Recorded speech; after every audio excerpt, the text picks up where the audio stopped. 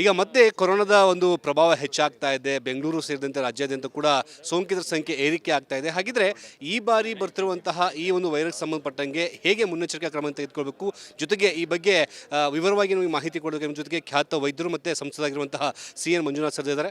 Sir, ಈಗ ಮತ್ತೆ ಕೋವಿಡ್ನ ಒಂದು ಪ್ರಭಾವ ಹೆಚ್ಚಾಗ್ತಾ ಇದೆ. ಸೊ ಇದು ಎಷ್ಟು ಆತಂಕಕಾರಿ ಇದೆ ಸರ್?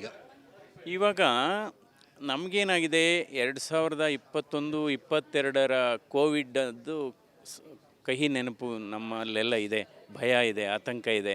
ಬಟ್ ಈಗ ಇದು ಯಾಕೆಂದರೆ ಈಗ ಆಲ್ರೆಡಿ ಸುಮಾರು ವರ್ಷಗಳಾಗಿರೋದ್ರಿಂದ ಸೊ ಇವತ್ತು ಸಮಾಜದ ಕಮ್ಯುನಿಟಿನಲ್ಲಿ ಇಮ್ಯುನಿಟಿ ಇದೆ, ಅಂದರೆ ರೋಗ ನಿರೋಧಕ ಶಕ್ತಿ ಇದೆ. ಒಂದು ಕೋವಿಡ್ ಬಂದೋಗಿರೋದ್ರಿಂದ ಅವರಲ್ಲಿ ಅದರದ್ದು ಶಕ್ತಿ ಇದೆ, ಇನ್ನೊಂದು ವ್ಯಾಕ್ಸಿನ್ ಎಲ್ಲ ತಗೊಂಡಿರೋದ್ರಿಂದ ಅದು ಶಕ್ತಿ ಇದೆ.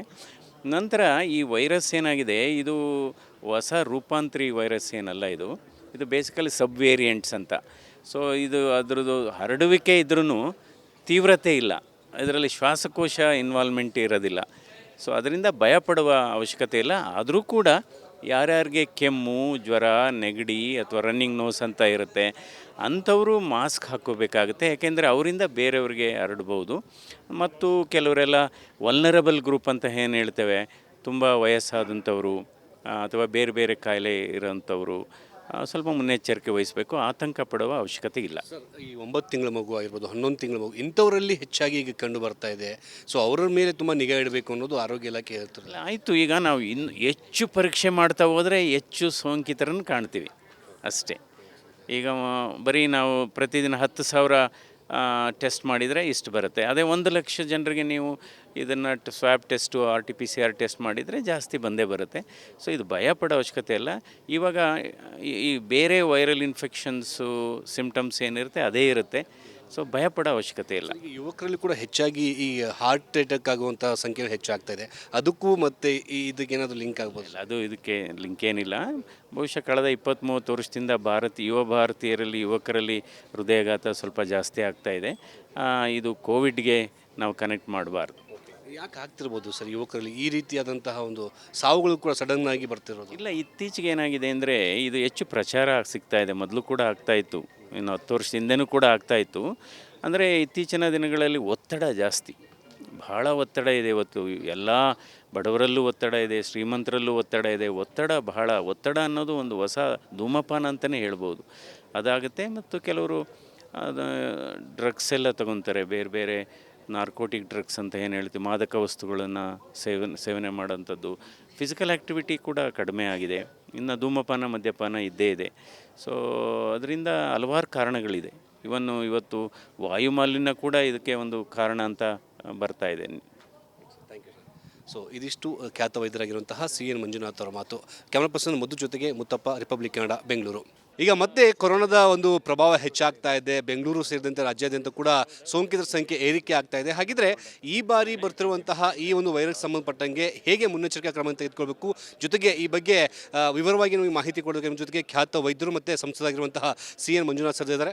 ಸರ್, ಈಗ ಮತ್ತೆ ಕೋವಿಡ್ನ ಒಂದು ಪ್ರಭಾವ ಹೆಚ್ಚಾಗ್ತಾ ಇದೆ. ಸೊ ಇದು ಎಷ್ಟು ಆತಂಕಕಾರಿ ಇದೆ ಸರ್? ಇವಾಗ ನಮಗೇನಾಗಿದೆ, 2021-22ರ ಕೋವಿಡದ್ದು ಕಹಿ ನೆನಪು ನಮ್ಮಲ್ಲೆಲ್ಲ ಇದೆ, ಭಯ ಇದೆ, ಆತಂಕ ಇದೆ. ಬಟ್ ಈಗ ಇದು ಯಾಕೆಂದರೆ ಈಗ ಆಲ್ರೆಡಿ ಸುಮಾರು ವರ್ಷಗಳಾಗಿರೋದ್ರಿಂದ ಸೊ ಇವತ್ತು ಸಮಾಜದ ಕಮ್ಯುನಿಟಿನಲ್ಲಿ ಇಮ್ಯುನಿಟಿ ಇದೆ, ಅಂದರೆ ರೋಗ ನಿರೋಧಕ ಶಕ್ತಿ ಇದೆ. ಒಂದು ಕೋವಿಡ್ ಬಂದೋಗಿರೋದ್ರಿಂದ ಅವರಲ್ಲಿ ಅದರದ್ದು ಶಕ್ತಿ ಇದೆ, ಇನ್ನೊಂದು ವ್ಯಾಕ್ಸಿನ್ ಎಲ್ಲ ತಗೊಂಡಿರೋದ್ರಿಂದ ಅದು ಶಕ್ತಿ ಇದೆ. ನಂತರ ಈ ವೈರಸ್ ಏನಾಗಿದೆ, ಇದು ಹೊಸ ರೂಪಾಂತರಿ ವೈರಸ್ ಏನಲ್ಲ, ಇದು ಬೇಸಿಕಲಿ ಸಬ್ ವೇರಿಯಂಟ್ಸ್ ಅಂತ. ಸೊ ಇದು ಅದರದ್ದು ಹರಡುವಿಕೆ ಇದ್ರೂ ತೀವ್ರತೆ ಇಲ್ಲ, ಇದರಲ್ಲಿ ಶ್ವಾಸಕೋಶ ಇನ್ವಾಲ್ವ್ಮೆಂಟ್ ಇರೋದಿಲ್ಲ. ಸೊ ಅದರಿಂದ ಭಯಪಡುವ ಅವಶ್ಯಕತೆ ಇಲ್ಲ. ಆದರೂ ಕೂಡ ಯಾರ್ಯಾರಿಗೆ ಕೆಮ್ಮು, ಜ್ವರ, ನೆಗಡಿ ಅಥವಾ ರನ್ನಿಂಗ್ ನೋಸ್ ಅಂತ ಇರುತ್ತೆ ಅಂಥವರು ಮಾಸ್ಕ್ ಹಾಕ್ಕೋಬೇಕಾಗುತ್ತೆ. ಯಾಕೆಂದರೆ ಅವರಿಂದ ಬೇರೆಯವ್ರಿಗೆ ಹರಡ್ಬೋದು. ಮತ್ತು ಕೆಲವರೆಲ್ಲ ವಲ್ನರಬಲ್ ಗ್ರೂಪ್ ಅಂತ ಏನು ಹೇಳ್ತೇವೆ, ತುಂಬ ವಯಸ್ಸಾದಂಥವರು ಅಥವಾ ಬೇರೆ ಬೇರೆ ಕಾಯಿಲೆ ಇರೋಂಥವರು ಸ್ವಲ್ಪ ಮುನ್ನೆಚ್ಚರಿಕೆ ವಹಿಸಬೇಕು, ಆತಂಕ ಪಡುವ ಅವಶ್ಯಕತೆ ಇಲ್ಲ. ಸರ್, ಈ 9 ತಿಂಗಳ ಮಗು ಆಗಿರ್ಬೋದು, 11 ತಿಂಗಳ ಮಗು, ಇಂಥವರಲ್ಲಿ ಹೆಚ್ಚಾಗಿ ಈಗ ಕಂಡು ಬರ್ತಾ ಇದೆ. ಸೊ ಅವರ ಮೇಲೆ ತುಂಬ ನಿಗಾ ಇಡಬೇಕು ಅನ್ನೋದು ಆರೋಗ್ಯ ಇಲಾಖೆ ಹೇಳ್ತಾರೆ. ಆಯಿತು, ಈಗ ನಾವು ಇನ್ನು ಹೆಚ್ಚು ಪರೀಕ್ಷೆ ಮಾಡ್ತಾ ಹೋದರೆ ಹೆಚ್ಚು ಸೋಂಕಿತರನ್ನು ಕಾಣ್ತೀವಿ ಅಷ್ಟೇ. ಈಗ ಬರೀ ನಾವು ಪ್ರತಿದಿನ 10,000 ಟೆಸ್ಟ್ ಮಾಡಿದರೆ ಇಷ್ಟು ಬರುತ್ತೆ. ಅದೇ 1,00,000 ಜನರಿಗೆ ನೀವು ಇದನ್ನು ಸ್ವ್ಯಾಬ್ ಟೆಸ್ಟು RT-PCR ಟೆಸ್ಟ್ ಮಾಡಿದರೆ ಜಾಸ್ತಿ ಬಂದೇ ಬರುತ್ತೆ. ಸೊ ಇದು ಭಯ ಪಡೋ ಅವಶ್ಯಕತೆ ಇಲ್ಲ. ಇವಾಗ ಈ ಬೇರೆ ವೈರಲ್ ಇನ್ಫೆಕ್ಷನ್ಸು ಸಿಮ್ಟಮ್ಸ್ ಏನಿರುತ್ತೆ ಅದೇ ಇರುತ್ತೆ. ಸೊ ಭಯ ಪಡೋ ಅವಶ್ಯಕತೆ ಇಲ್ಲ. ಈಗ ಯುವಕರಲ್ಲಿ ಕೂಡ ಹೆಚ್ಚಾಗಿ ಈ ಹಾರ್ಟ್ ಅಟ್ಯಾಕ್ ಆಗುವಂಥ ಸಂಖ್ಯೆ ಹೆಚ್ಚಾಗ್ತಾ ಇದೆ. ಅದಕ್ಕೂ ಮತ್ತು ಇದಕ್ಕೇನಾದರೂ ಲಿಂಕ್ ಆಗ್ಬೋದು? ಅದು ಇದಕ್ಕೆ ಲಿಂಕ್ ಏನಿಲ್ಲ. ಬಹುಶಃ ಕಳೆದ 20-30 ವರ್ಷದಿಂದ ಯುವ ಭಾರತೀಯರಲ್ಲಿ ಯುವಕರಲ್ಲಿ ಹೃದಯಾಘಾತ ಸ್ವಲ್ಪ ಜಾಸ್ತಿ ಆಗ್ತಾ ಇದೆ. ಇದು ಕೋವಿಡ್ಗೆ ನಾವು ಕನೆಕ್ಟ್ ಮಾಡಬಾರ್ದು. ಯಾಕೆ ಆಗ್ತಿರ್ಬೋದು ಸರ್ ಯುವಕರಲ್ಲಿ ಈ ರೀತಿಯಾದಂತಹ ಒಂದು ಸಾವುಗಳು ಕೂಡ ಸಡನ್ ಆಗಿ ಬರ್ತಿರೋದು? ಇಲ್ಲ, ಇತ್ತೀಚೆಗೆ ಏನಾಗಿದೆ ಅಂದರೆ ಇದು ಹೆಚ್ಚು ಪ್ರಚಾರ ಸಿಗ್ತಾ ಇದೆ. ಮೊದಲು ಕೂಡ ಆಗ್ತಾಯಿತ್ತು, ಇನ್ನು 10 ವರ್ಷ ಹಿಂದೆನೂ ಕೂಡ ಆಗ್ತಾಯಿತ್ತು. ಅಂದರೆ ಇತ್ತೀಚಿನ ದಿನಗಳಲ್ಲಿ ಒತ್ತಡ ಜಾಸ್ತಿ, ಭಾಳ ಒತ್ತಡ ಇದೆ. ಇವತ್ತು ಎಲ್ಲ ಬಡವರಲ್ಲೂ ಒತ್ತಡ ಇದೆ, ಶ್ರೀಮಂತರಲ್ಲೂ ಒತ್ತಡ ಇದೆ. ಒತ್ತಡ ಅನ್ನೋದು ಒಂದು ಹೊಸ ಧೂಮಪಾನ ಅಂತಲೇ ಹೇಳ್ಬೋದು. ಅದಾಗುತ್ತೆ. ಮತ್ತು ಕೆಲವರು ಡ್ರಗ್ಸ್ ಎಲ್ಲ ತಗೊತಾರೆ, ಬೇರೆ ಬೇರೆ ನಾರ್ಕೋಟಿಕ್ ಡ್ರಗ್ಸ್ ಅಂತ ಏನು ಹೇಳ್ತೀವಿ, ಮಾದಕ ವಸ್ತುಗಳನ್ನು ಸೇವನೆ ಮಾಡೋಂಥದ್ದು. ಫಿಸಿಕಲ್ ಆ್ಯಕ್ಟಿವಿಟಿ ಕೂಡ ಕಡಿಮೆ ಆಗಿದೆ. ಇನ್ನು ಧೂಮಪಾನ ಮದ್ಯಪಾನ ಇದ್ದೇ ಇದೆ. ಸೊ ಅದರಿಂದ ಹಲವಾರು ಕಾರಣಗಳಿದೆ. ಇವತ್ತು ವಾಯುಮಾಲಿನ್ಯ ಕೂಡ ಇದಕ್ಕೆ ಒಂದು ಕಾರಣ ಅಂತ ಬರ್ತಾ ಇದೆ. Thank you sir. ಸೊ ಇದಿಷ್ಟು ಖ್ಯಾತ ವೈದ್ಯರಾಗಿರುವಂತಹ CN ಮಂಜುನಾಥ್ ಅವರ ಮಾತು. ಕ್ಯಾಮ್ರಾ ಪರ್ಸನ್ ಮಧು ಜೊತೆಗೆ ಮುತ್ತಪ್ಪ, ರಿಪಬ್ಲಿಕ್ ಕನ್ನಡ, ಬೆಂಗಳೂರು. ಈಗ ಮತ್ತೆ ಕೊರೋನಾದ ಒಂದು ಪ್ರಭಾವ ಹೆಚ್ಚಾಗ್ತಾ ಇದೆ. ಬೆಂಗಳೂರು ಸೇರಿದಂತೆ ರಾಜ್ಯಾದ್ಯಂತ ಕೂಡ ಸೋಂಕಿತರ ಸಂಖ್ಯೆ ಏರಿಕೆ ಆಗ್ತಾ ಇದೆ. ಹಾಗಿದ್ರೆ ಈ ಬಾರಿ ಬರ್ತಿರುವಂತಹ ಈ ಒಂದು ವೈರಸ್ ಸಂಬಂಧಪಟ್ಟಂಗೆ ಹೇಗೆ ಮುನ್ನೆಚ್ಚರಿಕಾ ಕ್ರಮ ತೆಗೆದುಕೊಳ್ಬೇಕು, ಜೊತೆಗೆ ಈ ಬಗ್ಗೆ ವಿವರವಾಗಿ ನಿಮಗೆ ಮಾಹಿತಿ ಕೊಡೋದಕ್ಕೆ ನಮ್ಮ ಜೊತೆಗೆ ಖ್ಯಾತ ವೈದ್ಯರು ಮತ್ತು ಸಂಸದರಾಗಿರುವಂತಹ CN ಮಂಜುನಾಥ್ ಸರ್ ಇದ್ದಾರೆ. ಸರ್, ಈಗ ಮತ್ತೆ ಕೋವಿಡ್ನ ಒಂದು ಪ್ರಭಾವ ಹೆಚ್ಚಾಗ್ತಾ ಇದೆ. ಸೊ ಇದು ಎಷ್ಟು ಆತಂಕಕಾರಿ ಇದೆ ಸರ್? ಇವಾಗ ನಮಗೇನಾಗಿದೆ, 2021-22ರ ಕೋವಿಡದ್ದು ಕಹಿ ನೆನಪು ನಮ್ಮಲ್ಲೆಲ್ಲ ಇದೆ. ಭಯ ಇದೆ, ಆತಂಕ ಇದೆ.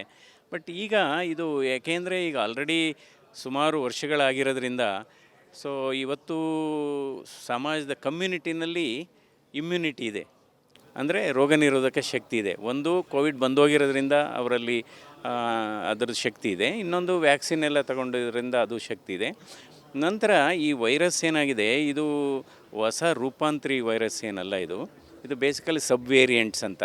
ಸೊ ಇದು ಅದರದ್ದು ಹರಡುವಿಕೆ ಇದ್ರೂ ತೀವ್ರತೆ ಇಲ್ಲ, ಇದರಲ್ಲಿ ಶ್ವಾಸಕೋಶ ಇನ್ವಾಲ್ವ್ಮೆಂಟ್ ಇರೋದಿಲ್ಲ. ಸೊ ಅದರಿಂದ ಭಯಪಡುವ ಅವಶ್ಯಕತೆ ಇಲ್ಲ. ಆದರೂ ಕೂಡ ಯಾರ್ಯಾರಿಗೆ ಕೆಮ್ಮು, ಜ್ವರ, ನೆಗಡಿ ಅಥವಾ ರನ್ನಿಂಗ್ ನೋಸ್ ಅಂತ ಇರುತ್ತೆ, ಅಂಥವರು ಮಾಸ್ಕ್ ಹಾಕ್ಕೋಬೇಕಾಗುತ್ತೆ. ಯಾಕೆಂದರೆ ಅವರಿಂದ ಬೇರೆಯವ್ರಿಗೆ ಹರಡ್ಬೋದು. ಮತ್ತು ಕೆಲವರೆಲ್ಲ ವಲ್ನರಬಲ್ ಗ್ರೂಪ್ ಅಂತ ಏನು ಹೇಳ್ತೇವೆ, ತುಂಬ ವಯಸ್ಸಾದಂಥವರು ಅಥವಾ ಬೇರೆ ಬೇರೆ ಕಾಯಿಲೆ ಇರೋಂಥವರು ಸ್ವಲ್ಪ ಮುನ್ನೆಚ್ಚರಿಕೆ ವಹಿಸಬೇಕು. ಆತಂಕ ಪಡುವ ಅವಶ್ಯಕತೆ ಇಲ್ಲ. ಸರ್, ಈ 9 ತಿಂಗಳ ಮಗು ಆಗಿರ್ಬೋದು, 11 ತಿಂಗಳ ಮಗು, ಇಂಥವರಲ್ಲಿ ಹೆಚ್ಚಾಗಿ ಈಗ ಕಂಡು ಬರ್ತಾ ಇದೆ. ಸೊ ಅವರ ಮೇಲೆ ತುಂಬ ನಿಗಾ ಇಡಬೇಕು ಅನ್ನೋದು ಆರೋಗ್ಯ ಇಲಾಖೆ ಹೇಳ್ತಾರೆ. ಆಯಿತು, ಈಗ ನಾವು ಇನ್ನು ಹೆಚ್ಚು ಪರೀಕ್ಷೆ ಮಾಡ್ತಾ ಹೋದರೆ ಹೆಚ್ಚು ಸೋಂಕಿತರನ್ನು ಕಾಣ್ತೀವಿ ಅಷ್ಟೇ. ಈಗ ಬರೀ ನಾವು ಪ್ರತಿದಿನ 10,000 ಟೆಸ್ಟ್ ಮಾಡಿದರೆ ಇಷ್ಟು ಬರುತ್ತೆ. ಅದೇ 1,00,000 ಜನರಿಗೆ ನೀವು ಇದನ್ನು ಸ್ವ್ಯಾಬ್ ಟೆಸ್ಟು RT-PCR ಟೆಸ್ಟ್ ಮಾಡಿದರೆ ಜಾಸ್ತಿ ಬಂದೇ ಬರುತ್ತೆ. ಸೊ ಇದು ಭಯ ಪಡೋ ಅವಶ್ಯಕತೆ ಇಲ್ಲ. ಇವಾಗ ಈ ಬೇರೆ ವೈರಲ್ ಇನ್ಫೆಕ್ಷನ್ಸು ಸಿಮ್ಟಮ್ಸ್ ಏನಿರುತ್ತೆ ಅದೇ ಇರುತ್ತೆ. ಸೊ ಭಯ ಪಡೋ ಅವಶ್ಯಕತೆ ಇಲ್ಲ. ಈಗ ಯುವಕರಲ್ಲಿ ಕೂಡ ಹೆಚ್ಚಾಗಿ ಈ ಹಾರ್ಟ್ ಅಟ್ಯಾಕ್ ಆಗುವಂಥ ಸಂಖ್ಯೆ ಹೆಚ್ಚಾಗ್ತಾ ಇದೆ. ಅದಕ್ಕೂ ಮತ್ತು ಇದಕ್ಕೇನಾದರೂ ಲಿಂಕ್ ಆಗ್ಬೋದು? ಅದು ಇದಕ್ಕೆ ಲಿಂಕ್ ಏನಿಲ್ಲ. ಬಹುಶಃ ಕಳೆದ 20-30 ವರ್ಷದಿಂದ ಯುವ ಭಾರತೀಯರಲ್ಲಿ ಯುವಕರಲ್ಲಿ ಹೃದಯಾಘಾತ ಸ್ವಲ್ಪ ಜಾಸ್ತಿ ಆಗ್ತಾ ಇದೆ. ಇದು ಕೋವಿಡ್ಗೆ ನಾವು ಕನೆಕ್ಟ್ ಮಾಡಬಾರ್ದು. ಯಾಕೆ ಆಗ್ತಿರ್ಬೋದು ಸರ್ ಯುವಕರಲ್ಲಿ ಈ ರೀತಿಯಾದಂತಹ ಒಂದು ಸಾವುಗಳು ಕೂಡ ಸಡನ್ ಆಗಿ ಬರ್ತಿರೋದು? ಇಲ್ಲ, ಇತ್ತೀಚೆಗೆ ಏನಾಗಿದೆ ಅಂದರೆ ಇದು ಹೆಚ್ಚು ಪ್ರಚಾರ ಸಿಗ್ತಾ ಇದೆ. ಮೊದಲು ಕೂಡ ಆಗ್ತಾಯಿತ್ತು, ಇನ್ನು 10 ವರ್ಷ ಹಿಂದೆನೂ ಕೂಡ ಆಗ್ತಾಯಿತ್ತು. ಅಂದರೆ ಇತ್ತೀಚಿನ ದಿನಗಳಲ್ಲಿ ಒತ್ತಡ ಜಾಸ್ತಿ, ಭಾಳ ಒತ್ತಡ ಇದೆ. ಇವತ್ತು ಎಲ್ಲ ಬಡವರಲ್ಲೂ ಒತ್ತಡ ಇದೆ, ಶ್ರೀಮಂತರಲ್ಲೂ ಒತ್ತಡ ಇದೆ. ಒತ್ತಡ ಅನ್ನೋದು ಒಂದು ಹೊಸ ಧೂಮಪಾನ ಅಂತಲೇ ಹೇಳ್ಬೋದು.